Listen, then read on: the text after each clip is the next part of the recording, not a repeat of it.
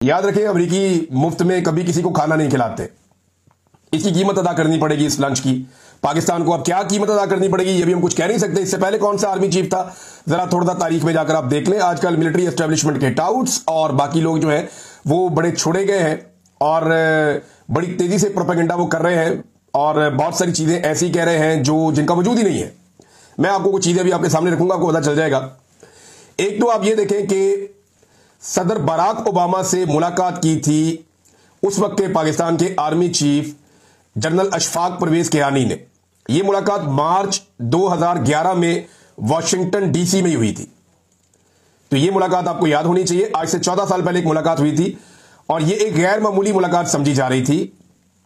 General Ashfaq Parvez Kiani साहब को extension भी मिली थी, आप यह भी अच्छी तरह जानते हैं। और इस गैर मामूली मुलाकात के बाद जनाब खबरें ये दी गई कि अफगानिस्तान के ऊपर बात की गई है, दहशतगर्दी के ऊपर बात की गई है, अमेरिकी इनखला के ऊपर बात की गई है, पाकिस्तान में अमेरिकी ऑपरेशंस के ऊपर बात की, ये चीजें जो है वो डिस्कस हुई थी। लेकिन इस मुलाकात के तकरीबन 1.5 से पौने 2 महीने के अंदर एक एबटाबाद में हमला हुआ और ये अमेरिकन ने हमला किया। उसके नतीजे में 2 मई 2011 को एबटाबाद में उसामा बिन लादेन पर अमेरिकी नेवी सील्स का ऑपरेशन किया गया था।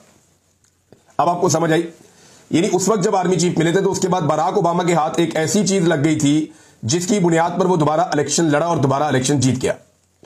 ये एक बहुत बड़ी कामयाबी थी कि उसामा बिन लादेन को मार दिया गया पाकिस्तान की सरजमीन पे। और उसके मरने से लगभग 1.5-2 माह पहले पाकिस्तान के आर्मी चीफ की बराक ओबामा के साथ मुलाकात हुई। बराक ओबामा इतने शोर शॉट थे उसामा बिन लादेन को लेकर कि उन्होंने बाकायदा एक पूरा ऑपरेशन रूम बनाया था, उसके अंदर बैठकर बाकायदा इस सारे अमल को फिल्माया गया था और अपनी वीडियो भी बनाई थी। बराक ओबामा ने अपने लोगों की भी स्पेशल तरीके से वो बैठे थे और वो एक जंग जैसा माहौल बना के उन्होंने पूरी अमेरिकन की एक पॉपुलैरिटी हासिल करने के लिए, एक पॉपुलैरिटी की एक वेव चली थी उसके बाद, तो ये फायदा उन्हें दिया गया था उस वक्त बराक ओबामा को। अब डोनाल्ड ट्रंप जो है उनके साथ मुलाकात कर रहे हैं पाकिस्तानी फील्ड मार्शल आसिम मुनीर साहब। डोनाल्ड ट्रंप क्या मांग सकते हैं, तो ये मामला अब सिर्फ ईरान का है। ईरान के मामले के ऊपर ही डोनाल्ड ट्रंप ने अपना जो विजिट है उसको शॉर्ट किया था और ये मुलाकात जो तय नहीं थी इस तरह से, वो मुलाकात अब आसिम मुनीर साहब की हो रही है जो 1 हफ्ते से लगभग अमेरिका में मौजूद है।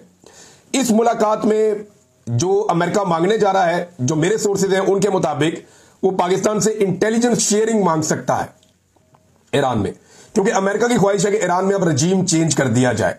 जो पहलवी खानदान है, रजा पहलवी, उनको पहली मरतबा मंजर-ए-आम पे लाया जा रहा है, मीडिया में उनके इंटरव्यूज किए जा रहे हैं, उनकी तस्वीर और वीडियोज वायरल की जा रही हैं और ईरान के अंदर कोशिश की जा रही है कि पहलवी खानदान के लिए रास्ता बनाया जाए जो वहां का शाही खानदान है। और ये जो एक सुप्रीम लीडर वाला मामला है इसको खत्म किया जाए ईरान से। तो रिजीम चेंज की एक कोशिश है ईरान में अमेरिका की और इसके लिए वो बाहर से दबाव भी डालेंगे, हथियार भी पहुंचाएंगे। हो सकता है वो जंग का हिस्सा भी बन जाए जबकि उन्हें बाकी दुनिया रोक रही है। सूरत क्या बनती है इसके बारे में अभी हम कुछ कह नहीं सकते। जंग वाली सूरत है, ये ऊपर नीचे होती रहती है।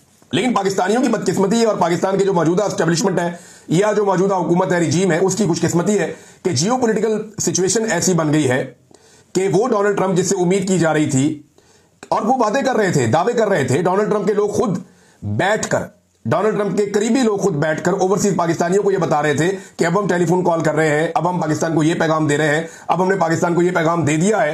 तो वो खुद दावे कर रहे थे इससे पहले। आपने देखा रिचर्ड ग्रेनल लिख रहा था, बाकी जो रिपब्लिकन पार्टी के लोग हैं वो इमरान खान के साथ या पाकिस्तान तरीके इंसाफ के ऊपर होने वाले जुल्म के बारे में खड़े थे। लेकिन फिर हमने देखा कि वो चीजें, आलमी हालात जिस तरह तब्दील हुए खासतौर पे पाकिस्तान के खित्ते के, और जिस तरह सरेंडर किया पाकिस्तान की हुकूमत ने मगरबी मफादात के सामने, तो इस पे जनाब वहां से चीजें ठंडी होना शुरू हो गई।